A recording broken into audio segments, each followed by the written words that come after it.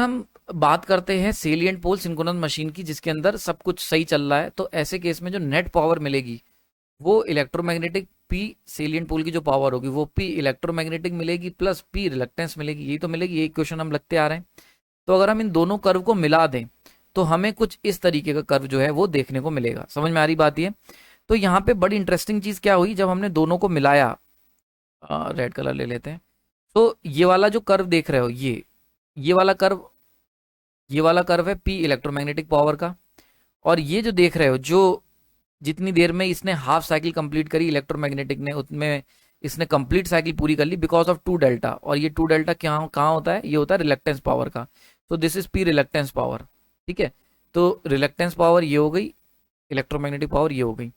अब जब ऐसा इसने कर्व कंप्लीट करा, अगर इन दोनों को मिलाओगे तो जो कर्व निकल के आएगा वो हमारा ये वाला कर्व निकल के आया, ये that is the important curve जो कि रिजल्टेंट निकल के आया। ठीक है, this curve is equal to the PE plus P are.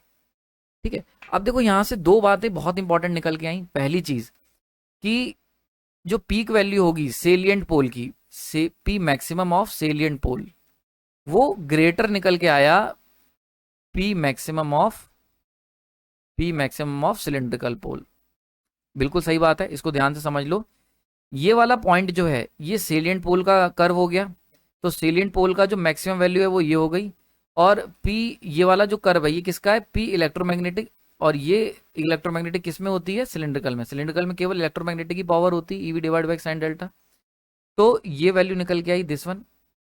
तो यहाँ से जो बहुत इंपॉर्टेंट कंक्लूजन निकाल सकते हो कि मैक्सिमम वैल्यू जो salient pole synchronous machine deliver करेगी वो ज्यादा करेगी कंपेयर टू द सिलिंड्रिकल। तो अगर तुम दोनों को कंपेयर करते हो, एक सेलिएंट पोल और एक सिलिंड्रिकल को, ठीक है, अगर हम एक सिलिंड्रिकल रोटर मशीन और एक सेलिएंट पोल रोटर मशीन को कंपेयर करेंगे तो सेलिएंट पोल वाली ज्यादा पावर, मैक्सिमम पावर ज्यादा डिलीवर करेगी। ठीक है, पी मैक्स की जो वैल्यू होगी वो ज्यादा होगी compare to the P maximum of cylindrical. तो इसकी जो ताकत है मैक्सिमम, जो ये ताकत लगा सकती है, उससे ज्यादा ताकत सेलिएंट पोल लगा पाएगी। और सही भी है क्योंकि इसके अंदर केवल इलेक्ट्रोमैग्नेटिक है, इनके अंदर इलेक्ट्रोमैग्नेट भी है प्लस सेलिएंट भी है, मतलब रिलक्टेंस भी है, सॉरी रिलक्टेंस पावर भी है। ठीक है, दूसरी बात, ये जो टू डेल्टा का डिफरेंस आया कि जो रिलक्टेंस पावर है वो 2 टाइम्स चल रही है compare to the cylindrical electromagnetic की जो फ्रिक्वेंसी है, इलेक्ट्रोमैग्नेटिक जो चल रही है।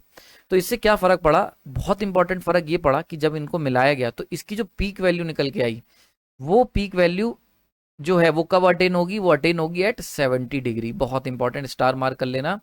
तो अगर कोई तुमसे पूछता है कि सिलिंड्रिकल रोटर जो है वो मैक्सिमम पावर कब डिलीवर करेगी, तो अप्रोक्सीमेट 90 डिग्री पे डिलीवर कर देगी।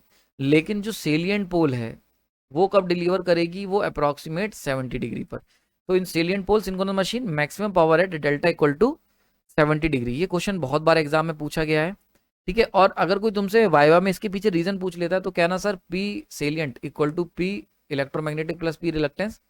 और क्योंकि रिलक्टेंस 2 डेल्टा से चल रहा है और ये डेल्टा से चल रहा है, तो इन दोनों का जो मिल के जो मैक्सिमम मिलेगा वो हमें 70 पे मिलेगा। That is the correct viva answer, अगर कोई तुमसे वाइवा में पूछ लेता है। ठीक है, तो आई होप आपको इन डेप्थ डिस्कशन समझ में आ रहा होगा। जो बात चल रही है बहुत ही आराम से, सहूलियत से समझा रहा हूं मैं।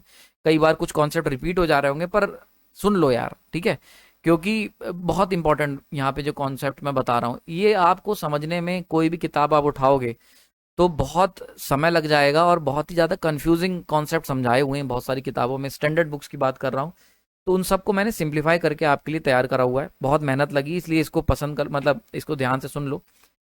ठीक, अच्छा एक बात और, यहाँ से अगर हम इस पूरे स्लाइड को कंक्लूड करें तो दो बातें। पहली बात हमने देखी कि मैक्सिमम वैल्यू जो एक सिलिंड्रिकल डिलीवर करेगा वो कम होगी compare to the maximum value of salient. दूसरी बात, जो हमें थी मतलब जिस पे डेल्टा, जिस पे हमें मैक्सिमम पावर मिलेगी वो 90 डिग्री के अप्रॉक्स होगा अगर आर को जीरो ले रहे हो, अगर आर को जीरो ले रहे हो इन केस ऑफ सिलिंड्रिकल। और delta max in case of salient कितना होगा, अप्रॉक्सीमेट 70 डिग्री होगा अगर आर को जीरो ले रहे हैं। ठीक है, ये सारी बातें हमने निकाली।